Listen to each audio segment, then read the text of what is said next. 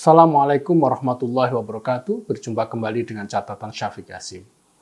Di Bima beberapa waktu lalu masyarakat membongkar sebuah proyek bangunan masjid. Masjid ini dibongkar karena atapnya dinilai oleh masyarakat setempat mirip dengan rumah ibadah lain.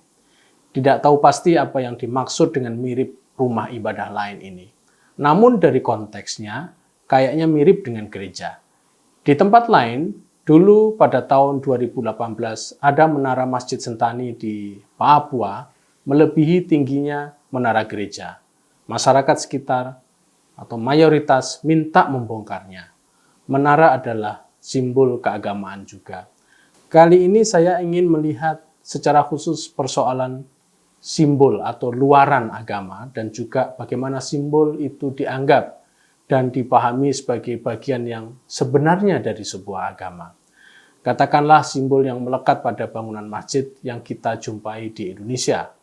Apakah itu benar-benar merupakan konsep yang secara historis ajeg atau mengalami banyak perubahan?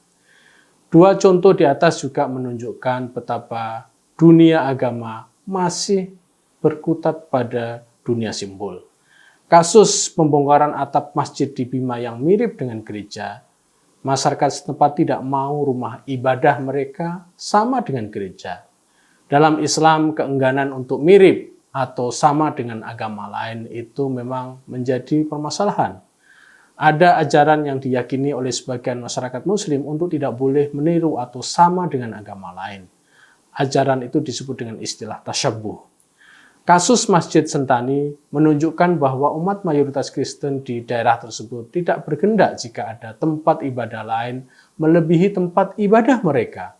Simbol keagamaan mayoritas harus berada di atas simbol-simbol keagamaan minoritas.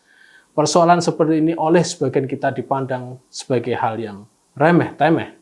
Sebagian kita ada yang menganggap bahwa masalah-masalah yang saya paparkan di atas sebagai hal yang bersifat ekonomi politik, tidak terkait dengan masalah agama.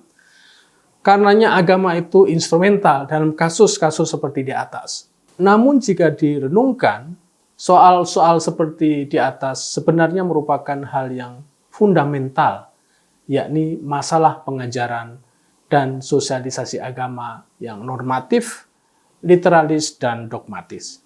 Kembali ke masalah masjid di Bima yang mirip gereja. Masyarakat Bima mungkin menganggap bahwa yang dimaksud dengan masjid adalah bangunan arsitektural yang kira-kira seperti bangunan masjid pada umumnya di Indonesia. Karakter-karakter kemasjidan ditemukan di sana. Hal yang paling mencolok yang mencirikan masjid-masjid di Indonesia misalnya adalah adanya kubah dan bulan sabit. Padahal jika kita lihat bentuk arsitektural masjid di Indonesia di masa lalu, kubah ternyata bukan gambaran umum. Bila kita jauh ke belakang, Masjid Demak, masjid awal para wali, tidak memiliki kubah yang cukup signifikan.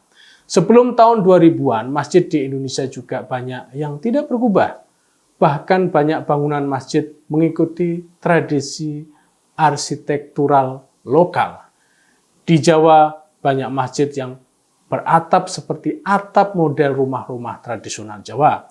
Fenomena ini sangat menarik karena betapa proses adaptasi kultural itu terjadi di dalam tradisi Islam dan masyarakat Muslim bisa menerimanya. Namun lambat laun ada semacam tren atau kecenderungan umum bahwa masjid itu harus memiliki kubah. Akhirnya karena banyaknya masjid yang dibangun itu berkubah, timbul pemahaman di kalangan masyarakat Islam jika kubah dianggap sebagai simbol rumah ibadah umat Islam. Karenanya jika ada masjid yang tidak berkubah, maka masjid itu dianggap bukan masjid. Masih untung jika hanya dianggap bukan masjid, tapi kalau dianggap mirip dengan rumah ibadah lain, itu yang akan menjadi masalah besar. Mengapa? Karena jika dianggap mirip dengan rumah ibadah lain, maka itu terkena doktrin man tasyabbaha biqaumin fahuwa minhum. Barang siapa yang mirip dengan sebuah kaum, maka itu bagian dari mereka. Doktrin ini banyak dipegang oleh kelompok Salafi dan Wahabi. Namun doktrin ini tidak berlaku bagi persoalan kubah. Dalam konteks dunia, kubah sendiri bukan ciri khas masjid. Jika kita jalan ke negara-negara di Eropa, bahkan Turki, maka gereja-gereja klasik mereka banyak yang berkubah. Jadi jika kubah dianggap sebagai ciri khas masjid, maka hal ini sama sekali salah. Meskipun pada kenyataannya masih banyak orang Islam yang beranggapan jika kubah itu milik Islam. Kubah adalah sejarah yang terkait dengan bangsa Romawi. Konon kubah pertama kali dibangun oleh bangsa Romawi pada tahun 100 Masehi. Pantheon adalah bangunan kubah berbeton pertama yang dibangun pada tahun 126 Masehi yang sekarang terletak di Italia. Lalu tradisi kubah ini masuk ke Turki pada era Kekaisaran Bizantium pada abad 4 Masehi.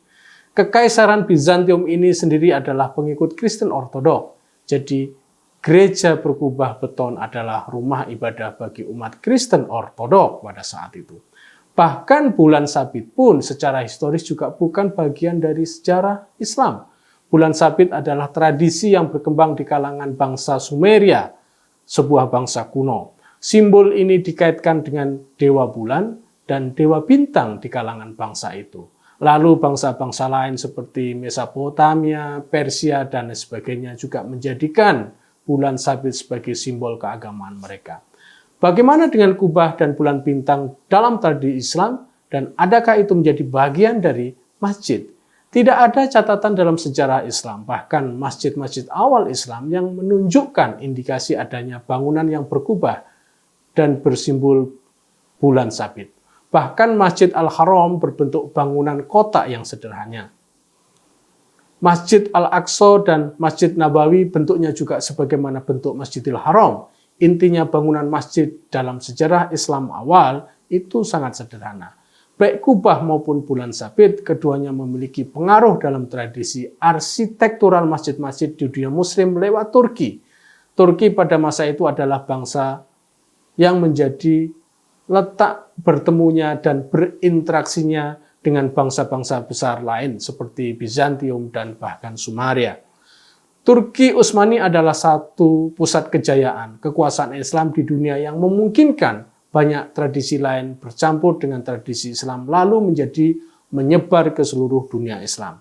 Tidak hanya menyebar, namun kemudian percampuran tradisi dalam berbagai bentuknya oleh umat Islam justru dianggap sebagai simbol keagamaan yang berasal dari dalam tradisi Islam itu sendiri. Sebetulnya penggunaan kubah atau bulan sabit sebagai simbol rumah ibadah umat Islam adalah hal yang baik untuk kehidupan kerukunan beragama.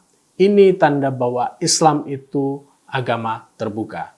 Sebagai catatan, apa yang kita pahami sekarang sebagai simbol dan tradisi Islam juga mungkin tradisi agama lain itu bisa jadi merupakan hasil akulturasi dan adaptasi dengan ajaran-ajaran agama yang lain. Pemikiran sejarah penting dalam hal ini agar kita tidak terlalu sempit melihat simbol-simbol keagamaan kita. Demikian, wassalamualaikum warahmatullahi wabarakatuh.